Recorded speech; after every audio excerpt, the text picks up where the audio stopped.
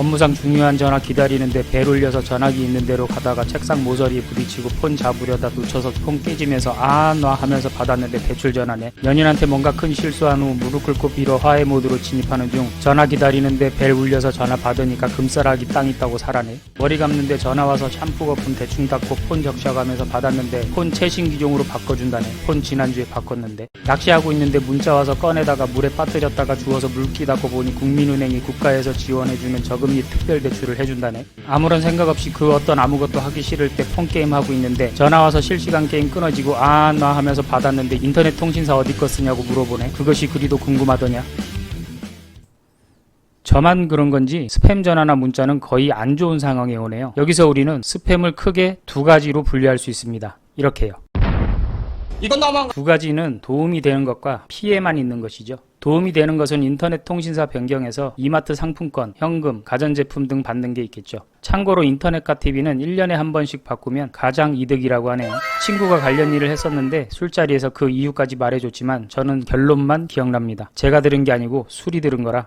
또 참고로 통신사에 직접 전화해서 변경하면 사은품 없습니다. 본사에서는 사은품 안 줘요. 네이버에 인터넷 등으로 검색하면 변경 시 뭐 준다 써있는 곳에 전화하면 됩니다. 잊고 있을 수 있는데 이렇게 통신사 관련 스팸 오면 알려는 주잖아요. 그래도 찝찝하니까 스팸 전화 온 곳에서는 하지 마세요. 신종 피싱일 수도 있으니까요. 아무리 생각해봐도 그나마 도움이 되는 스팸은 이것 말고는 없는 것 같습니다. 나머진 다 피해입니다. 피싱이나 사기죠. 제 기준으로 가장 많이 오는 스팸 전화나 문자를 몇 가지 말씀드리겠습니다. 여러분들도 비슷할 거라고 생각됩니다. 금융권 사칭 스미싱.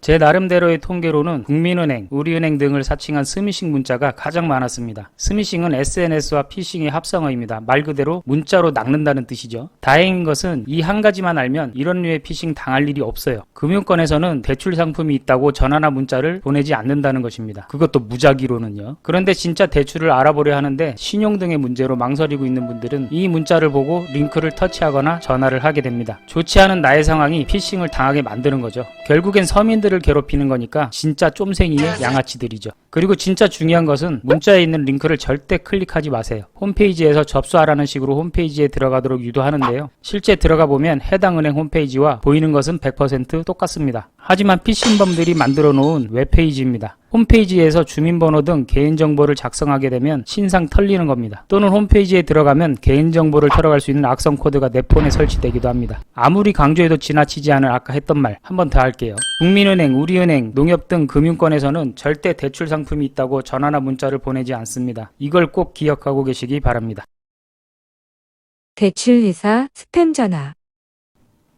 제 나름대로의 통계에서 두 번째로 많았던 스팸은 유명 대출회사를 사칭한 대출 스팸 전화입니다. 여기는 돈을 빌리려는 사람의 DB, 즉 개인정보를 팔아먹는 것들입니다. 돈이 필요해서 상담을 하면 일단 간단하게 신상을 털고 시작합니다. 그 다음 예를 들어 OK저축은행이라고 했는데 이 핑계 저 핑계 들이대면서 OK저축은행에서는 대출이 불가능하다 하고 들어보지도 못한 대출회사 두 곳 정도에서 전화가 갈 거라고 하고 끊습니다. 그리고 잠시 후 듣도 보도 못한 대출회사에서 전화가 옵니다. 신용조회를 해야 한다고 하면서 인감, 등본, 초본, 주거래 통장 최근 6개월치 내역 등을 우편으로 보내라고 합니다. 전 배우자가 이런 대출을 제 이름으로 알아봐서 우편으로 서류들을 보내고 영 찝찝해서 중간에 그만한 적이 있었는데요. 그래서 어떻게 사기를 치는지는 자세히는 모르겠습니다. 그런데 중요한 것은 여기저기 듣도 보도 못한 대출 회사에서 1시간에 2통 정도 일주일 넘게 전화가 옵니다. 이거 안 겪어본 사람은 몰라요. 아주 돌아버립니다. 중간에 한 번씩은 연변 말투의 상담원도 있어서 피싱 사기임을 눈치채고 중간에 대출 포기하기를 잘했다 생각했습니다. 전화 테러 안 당하려면 이런 곳은 아예 통화도 하지 마세요. 최신 폰 무료 교체. 제 나름대로의 통계에서 세 번째로 많은 스팸은 새 폰 무료로 바꿔준다는 건데요. 내용은 짧게 대충하면 이렇습니다. SK인데 저희 통신사를 오랫동안 사용한 우수 고객이라 보답으로 최신 기종 폰을 무료로 바꿔준다는 내용인데요. 일단 어느 통신사를 이용하고 있는지는 알고 있는 것 같습니다. 정보를 어디서 구했겠죠. 그런데 실제로 지난주에 최신 폰으로 바꿨는데도 이런 전화가 오더라고요. 여기까진 정보가 없는 거죠. 제 생각에는 무점포로 폰 파는 사람들인 것 같습니다. 물론 피싱 사기일 수도 있고요. 스팸이므로 찝찝하니까 그냥 끊으시는 게 가장 좋습니다. 금싸라기 땅에 투자하세요.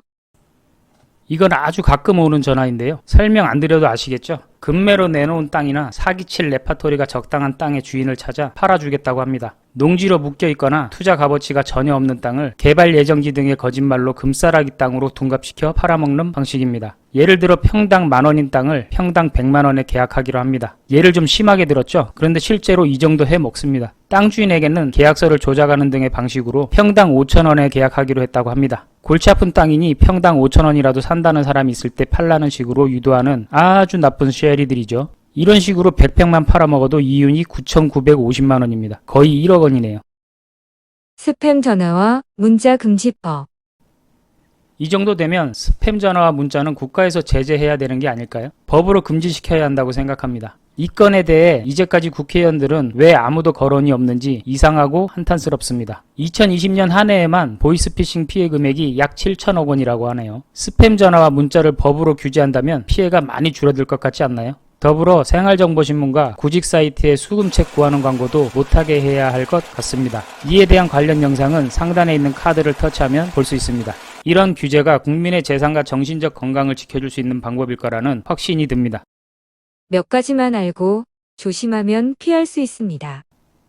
지금까지의 내용을 정리해서 조심해야 할 점을 말씀드리겠습니다. 우선 전화나 문자 그리고 카톡 등의 SNS로 시작되는 모든 거래는 아예 하지를 마세요. 아쉬운 사람이 전화를 하는 겁니다. 그들은 사기를 쳐먹기 위해 아쉬운 사람인 것입니다. 스미싱을 보고 전화하거나 링크를 누르지 마세요. 우린 사기치기 위해 아쉬운 사람이 아니거든요. 내가 대출이 필요하면 내가 가거나 전화를 하는 게 맞죠. 내가 최신 기종 스마트폰이 필요하면 내가 알아보고 사야죠. 부동산 투자를 생각하신다면 누군가에게 대행하지 말고 직접 공부해야 합니다. 그리고 070으로 시작되는 전화는 아예 받지 마세요. 안 받았는데 전화한 사람이 꼭 통화를 해야겠다면 문자를 보내겠죠. 누군데 통화 좀 하자고요. 그런데 이것도 문제가 있긴 합니다. VoIP라는 중계기가 있는데요. 이것이 070 번호를 원하는 번호로 바꿀 수 있다고 합니다. 02나 031 이런 식으로 바꿀 수 있다고 하네요. 이 내용의 영상은 상단에 있는 카드를 터치하면 볼 수 있습니다. 부동산 투자에 대해. 부동산 투자에 대해서는 이거 한 가지만 알면 됩니다. 내가 소유한 이 땅은 곧 또는 가까운 미래에 100% 개발이 됩니다. 이 땅 파시겠습니까? 가지고 있으면 수십 수백 배로 오를 건데요. 평당 10,000원짜리 땅이 곧 100만원이 될 건데요. 1000평이면 1000만원짜리 땅이 10억 원이 되는데도요. 저라면 안 팝니다. 절대로요. 땅에 투자할 생각이 있다면 누군가에게 대행하지 말고 부동산에 대해 내가 직접 공부를 해야 합니다. 공부할 자신 없으면 부동산 투자는 깔끔하게 잊으세요. 대행해주는 사람이 바로 사기꾼입니다. 지인은 물론이고 가족도 믿지 마세요. 돈 앞에서는 가족도 없습니다. 최신 폰으로 바꿀 때 이렇게 하세요. 이런 것도 조심하시기 바랍니다. 폰 장사를 오랫동안 한 지인에게 들어보니 놀라운 이야기를 합니다. 스마트폰의 가격은 사람을 보고 결정한다고 하네요. 어리숙하고 잘 넘어갈 것 같은 사람에게는 같은 스마트폰도 비싸게 판다는 거죠. 이것도 당하지 않으려면 폰 가게를 최소 2군데 이상은 다녀보고 구매하세요.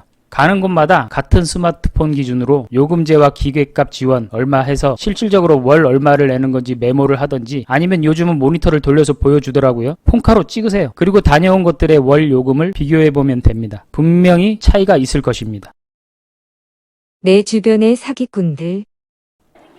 얼마 안 살았지만 살아보니 남의 등을 쳐먹고 사는 사람들이 꽤 많은 것 같습니다. 대표적인 것이 보이스피싱이겠죠. 말고도 지인이나 친구, 심지어 가족 간에도 사기를 친다고 합니다. 가까운 사람들이 더 무서운 겁니다. 그런데 실제로는 등 쳐먹고 사는 사람들이 경제적으로는 잘 살아요. 저는 하늘을 우러러 한 점 부끄럼 없이 사기쳐서 돈을 벌어보진 않았습니다.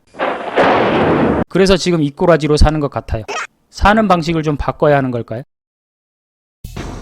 지금부터 판결 게임을 시작하지. 피싱범과 사기꾼은 남의 눈에 피눈물이 나게 하였으니 죄질이 매우 나쁨으로 종신형에 처한다. 양형기준 따위는 적용되지 않으며 감형이나 특별사면도 일체 적용하지 아니한다. 수감할 곳의 공간은 가로 세로 높이 모두 1m로 하여 다리 쭉 펴고 취침하지 못하게 한다. 그리고 자동 온도 조절기를 부착하여 섭씨 60도를 유지한다. 화장실은 요강을 지급하여 요강에 앉으려면 허리를 굽히고 머리를 숙여 볼일 볼 때마다 반성의 기회를 가지게 한다. 식사는 다른 죄수들과 똑같이 제공한다. 이렇게 하면 수일 내에 지가 알아서 혀를 깨물 것이다.